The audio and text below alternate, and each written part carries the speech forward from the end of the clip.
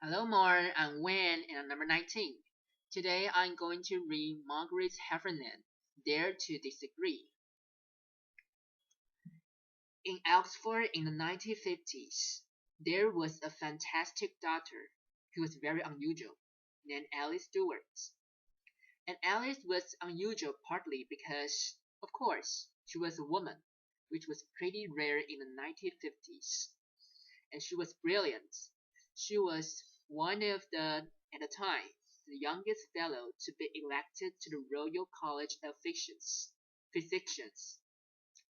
She was unusual too because she continued to work after she got married, and after she had kids, and even after she got divorced and was a single parent. She continued her medical work.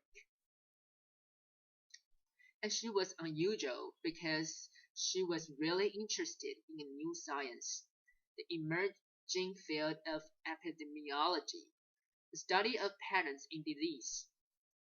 But like every scientist, she appreciated that to make her mark, what she needed to do was find a hard problem and solve it. The hard problem that Alice chose was the rising incidence of childhood cancers.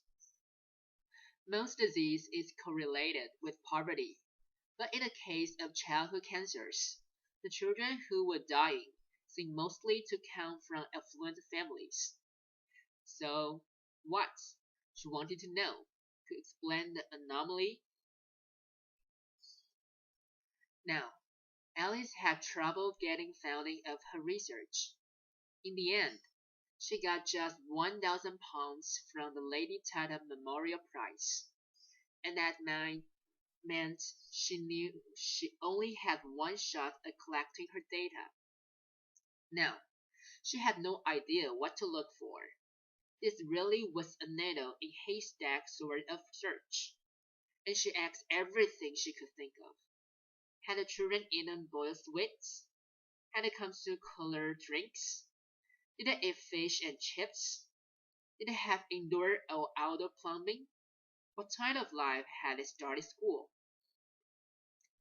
And when her carbon copy questionnaire started to come back, one thing and one thing only jumped out with the statistical clarity of a kind that male scientists can only dream of. By the rate of 2 to 1, the children who had died had had mothers who had been X-rayed when pregnant. Now that's finding fluid in the face of conventional wisdom. Conventional wisdom held that everything was safe up to a point. As their hold, it flew in the face of conventional wisdom, which was huge enthusiasm for the cool new technology of that age, which was the X-ray machine, and it flew in the face of doctors' ideas of themselves, which was as people who helped patients, they didn't harm them. Nevertheless, Alice Stewart rushed to publish her preliminary findings in the Lancet in 1956. People got very excited.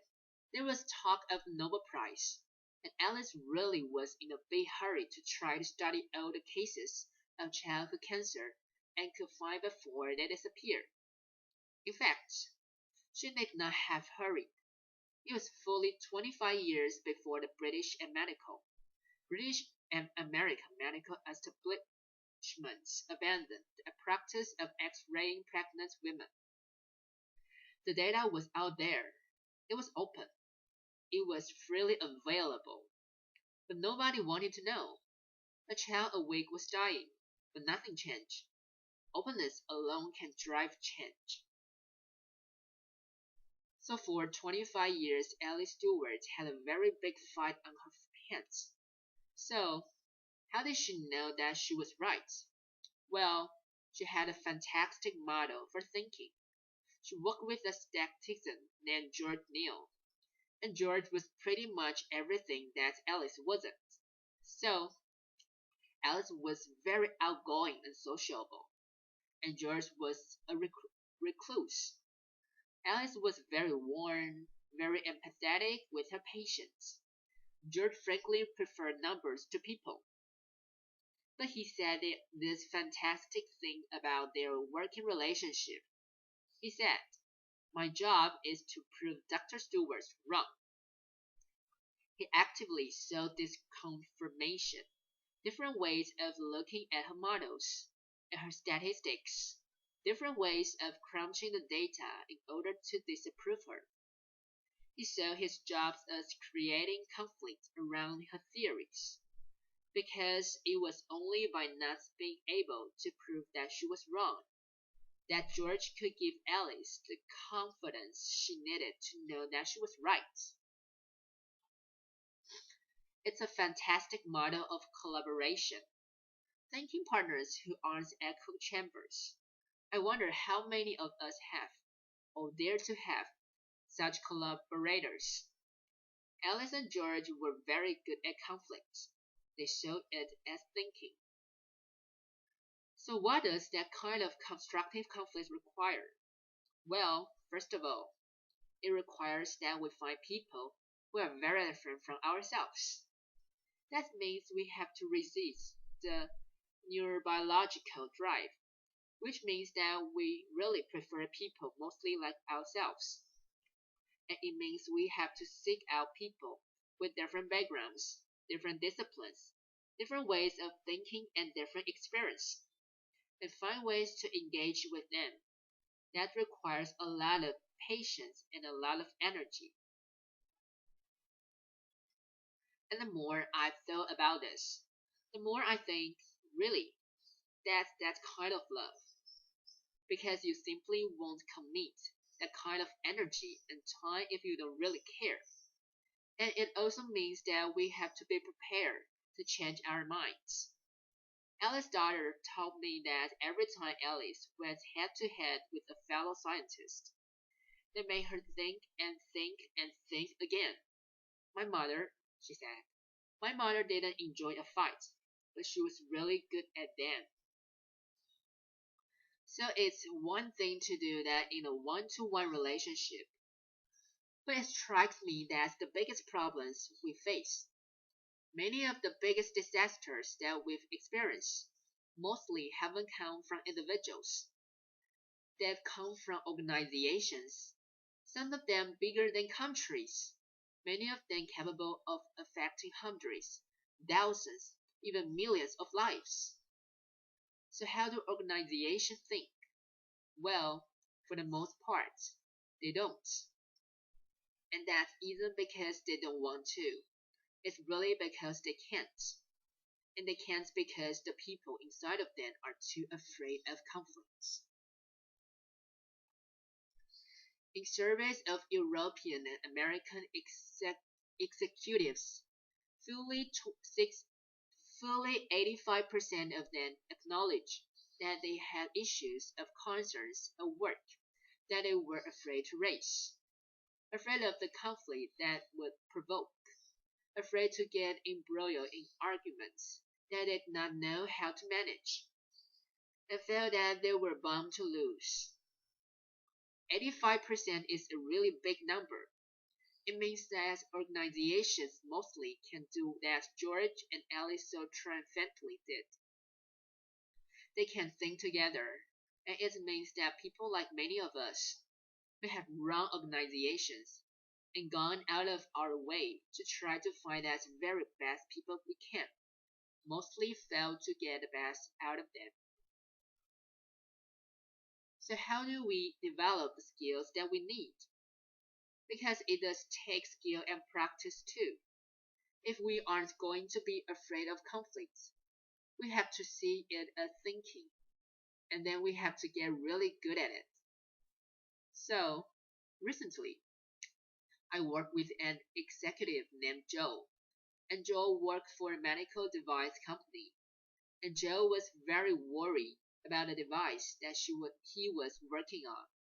He thought that it was too complicated, and he thought that its complexity created margins of error that could really hurt people.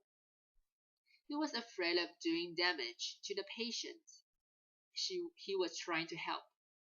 But when he looked around his organization, nobody else seemed to be at all worried. So he didn't really want to say anything. After all, maybe they knew something he didn't.